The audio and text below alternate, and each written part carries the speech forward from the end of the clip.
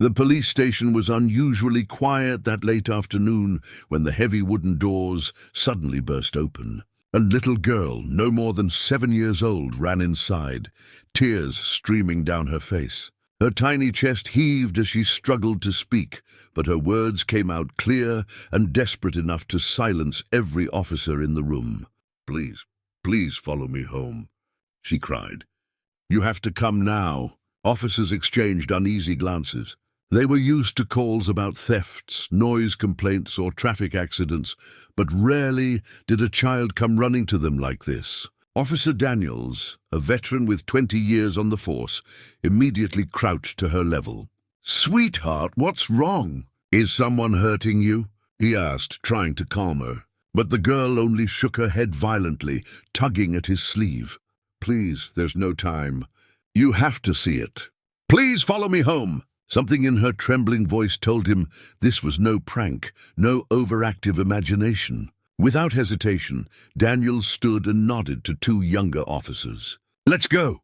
The girl led them out the station doors and down the quiet streets. Her little feet moved quickly, though she glanced back often, as if afraid they might stop following. Each turn they took led them deeper into the older part of town, where houses leaned tiredly against each other and yards were overgrown.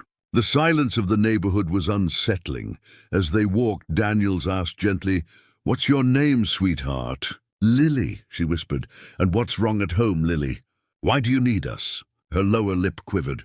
"You'll see. Just don't be mad at him. He didn't want me to tell anyone, but I couldn't. I couldn't let it happen anymore." Those words hit Daniels like a stone in the chest. Who was him? A father? A stranger? His mind raced with possibilities he dreaded to confirm. Finally, Lily stopped in front of a small, weather-beaten house with peeling paint and a sagging porch. She pointed. "In there." The officers exchanged wary looks, hands instinctively hovering near their belts. Daniels bent down again. "Is someone dangerous inside?" "No," Lily said quickly, "just sad." And then she pushed the door open. What they saw inside froze them in place. The living room was nearly bare, with only a torn couch and a small table. The air smelled faintly of dampness. In the middle of the room sat a man in a worn wheelchair. His hair was unkempt, his clothes rumpled, but his eyes, deep and tired, lifted to meet theirs with both shame and relief. "Daddy," Lily whispered, running to his side. "I brought them." Daniel's heart clenched. This wasn't what he had expected at all. The man tried to straighten up, but the effort clearly pained him. "I told you not to, Lily," he muttered softly. She shook her head stubbornly, gripping his hand. "I had to. You're sick, Daddy. You can't take care of yourself anymore, and you keep saying it's fine. But it's not fine. Please, somebody has to help."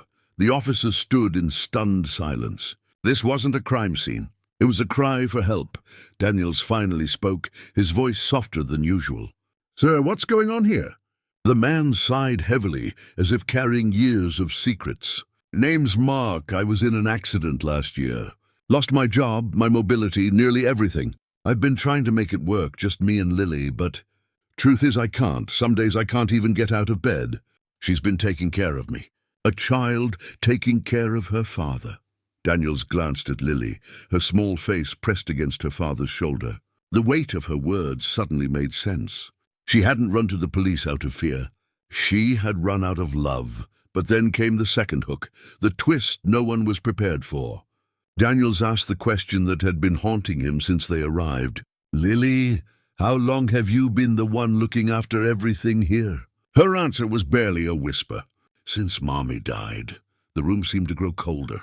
The other officers looked away, blinking hard. A 7-year-old girl cooking what little food they had, cleaning, trying to keep her father alive, all in silence without anyone knowing. Daniel's throat tightened. "Why didn't you call for help earlier?" Mark lowered his gaze. "Pride, shame. I didn't want anyone to think I couldn't take care of my own daughter. I thought maybe I'd get better, but every day I just got worse." Lily clung tighter to him. "I didn't want to tell, because I didn't want them to take me away. But Daddy keeps getting sicker, and yesterday he fainted. I thought he was going to die. I couldn't keep the secret anymore." Daniel swallowed hard. He had seen many heartbreaking cases in his career, but never one that cut this deep. A child's love had broken through pride, through fear, through silence itself. They called for medical support and social services. But Daniels didn't stop there. He stayed with Lily while paramedics checked Mark. He noticed the little drawings pinned to the wall, crayon hearts, shaky letters that said, "I love you, Daddy," and pictures of the two of them smiling. Despite everything, that night Daniels went home and couldn't sleep. He kept seeing Lily's tear-streaked face, her desperate plea, "Please follow me home." It wasn't just about saving her father. It was about saving both of them from drowning in silence and isolation. Within days, word spread in the department, and then through the community. Neighbors who had once passed by without noticing now showed up with casseroles, warm blankets, and offers to fix the broken porch. A local church organized volunteers to bring groceries. Doctors set up a treatment plan for Mark, while counselors made sure Lily got the support she needed. But the most powerful moment came 2 weeks later, when Daniels visited again. Lily greeted him at the door, her face brighter than he'd ever seen it. "Guess what?" she said proudly. "Daddy's learning to walk a little with the frame, and I don't have to cook noodles every day anymore. We have food now. Real food." Inside, Mark extended his hand, tears in his eyes. "I don't know how to thank you. You didn't just follow her home. You gave us back our lives." Daniel shook his hand firmly. "No, Mark, it was your daughter. She saved you. She saved both of you." As Daniels left that day, he thought about how easily their story could have ended in tragedy if Lily hadn't found the courage to run into the station. She was just a child, but she carried the bravery of someone far beyond her years. And so, the little girl who ran to the police crying didn't just change her father's fate.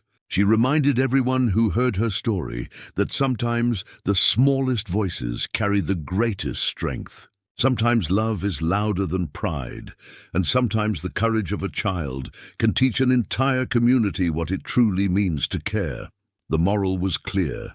Silence can break us, but reaching out can heal us. And no act of love, no matter how small, is ever wasted, because one day a little girl ran to the police crying, "Please follow me home." And what they found left everyone in tears, not of sorrow, but of hope.